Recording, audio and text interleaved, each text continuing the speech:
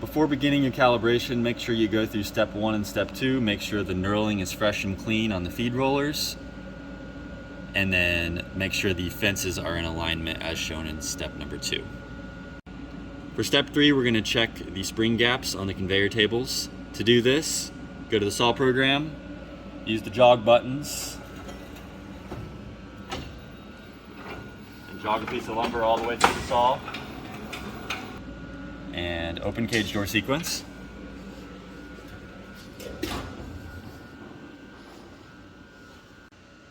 With the board in place and the cage door open, on the infeed side you should have 3/16 gap on this one and the one in the back.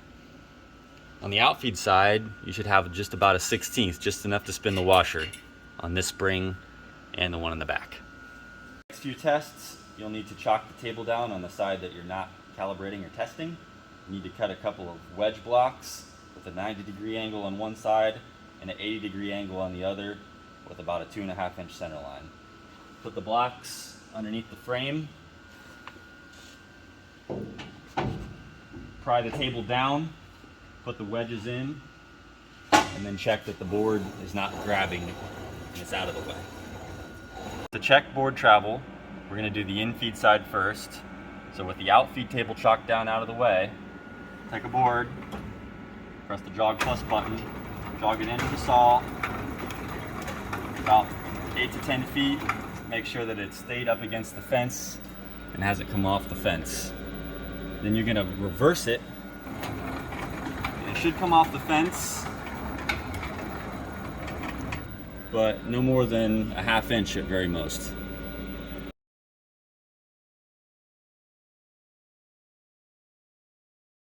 In step 6, we're going to check our angle homing position, making sure it's cutting a good 90-degree cut. Take a 2x6, go to your calibration test cut files and select length test 2x6. Press yes. It doesn't matter what length, we're only going to cut off the front of the board. Add some extra cleanup so that it cuts a block off the front. And you're going to press blade start.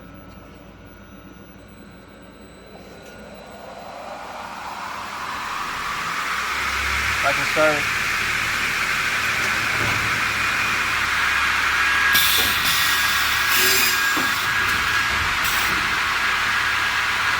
Press blade stop, cycle stop, and you can reverse the board back to you.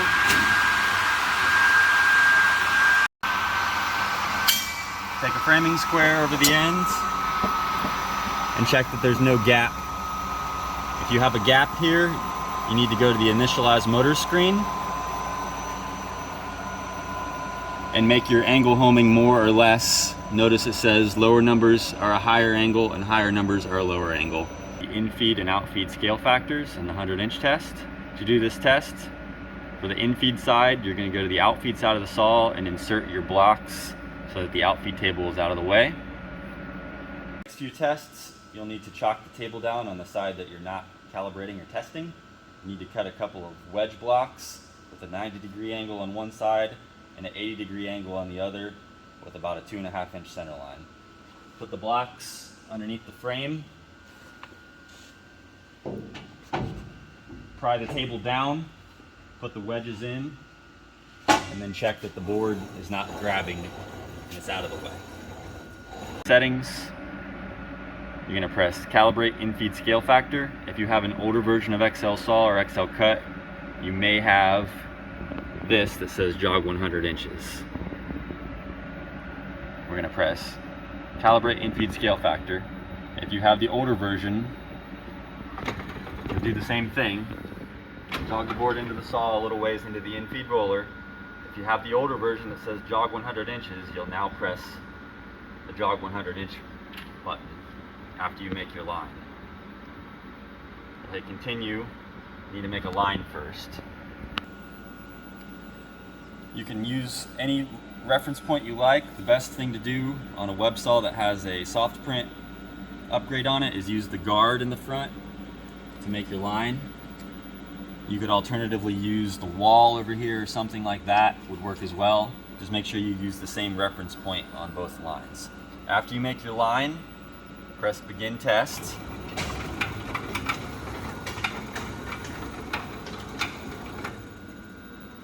Then make your second line using the same reference point.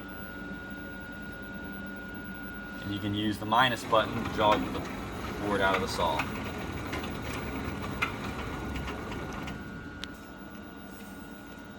Measure between your lines.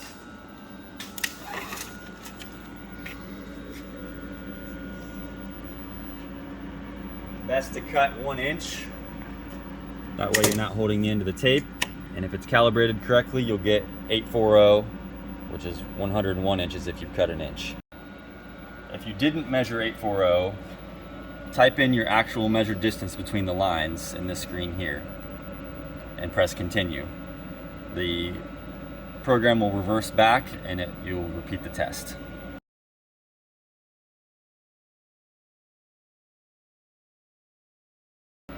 Step 9 is checking the center line.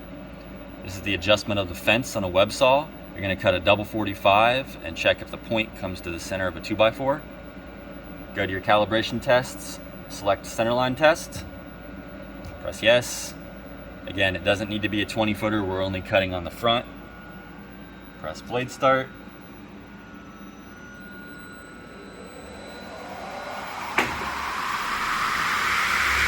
Cycle start.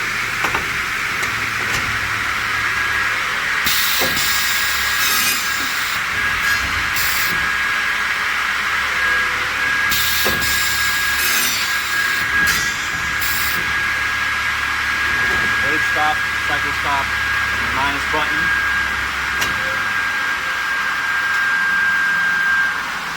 Take your framing square. Check that the point comes to 1 3/4 inches. If you cut a center line test and your point is not centered up, one of two things happened. Either the fence has come loose. Those are the 4 all thread bolts. There's one here, one on the inside on the in feed, another one on the inside on the out feed, and this last one. Moving the fence adjusts where the blade drops in the lumber. The other thing that could have happened if your center line is off is the bearings in these rollers may have failed and the saw head is drooping, making the center line off. The stretch shrink can be used after you've done length tests and you're noticing that you're always a little long or always a little short.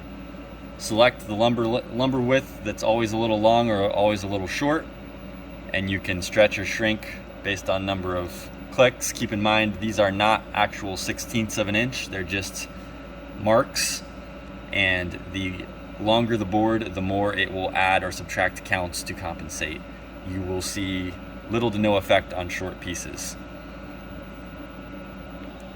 Before changing any sting in stretch shrink, make sure you've done some length tests on a 2x4. You can take either a 20-footer or a 16-footer, and these are all just 1 inch shorter at a time. You can go down to 16-footers and cut 1 inch off at a time. 15-11, 15-10, 15-9, 15-8. Feed the same board through the saw every time. Make sure you get a good average, that it's always long or always short before changing and using stretch shrink to compensate. The last test you'll do is the 3150 test. Make sure you've done all the other tests before you do this test. For this test, you'll need to select 3150 test. Make sure you have a good 3.5 inch wide straight piece of lumber, at least 8 feet long, to do this test. Blade start. Cycle start.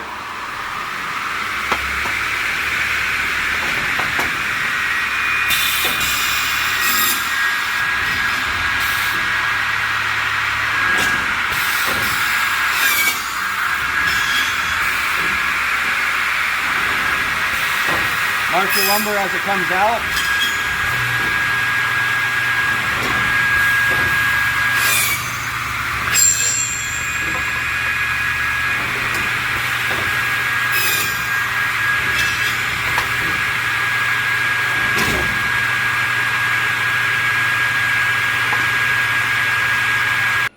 After you cut the test, put your Boards in order, 1, 2, 3, 4.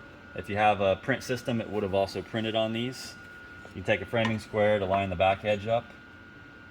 Don't bother measuring them, you just need to compare them and check that they're all the same length and they all have the same relative angle. Keep in mind, if you didn't cut this with a good 3.5 inch wide piece of lumber or a crooked piece of lumber, this test may not come out perfect. If your 3150 test didn't come out with all 4 pieces the same length, most scenarios are short, long, long, short, or the opposite, long, short, short, long. In either one of these cases, the center line's off. On a web saw, that's the position of the fence. If you get alternating lengths, long, short, where web 1 and 3 and 2 and 4 are the same, or the other way around, this way, that's the center of pivot of the blade is off. If your 3150 comes out with alternating lengths, where web 1 and 3 are the same and web 2 and 4 are the same, whether they're long and short or short and long, if they're alternating, that means the center of pivot of the blade is off. Because you can't really measure that on a web saw. Refer to the guide on which way you need to move the motor. These motor mount holes are slotted. Make a note of where it is before you loosen these bolts on this side and on this side. Loosen these bolts and slide the motor forward or backwards. If you're having issues with your angle on a web saw, make sure that when you push on this, it springs back.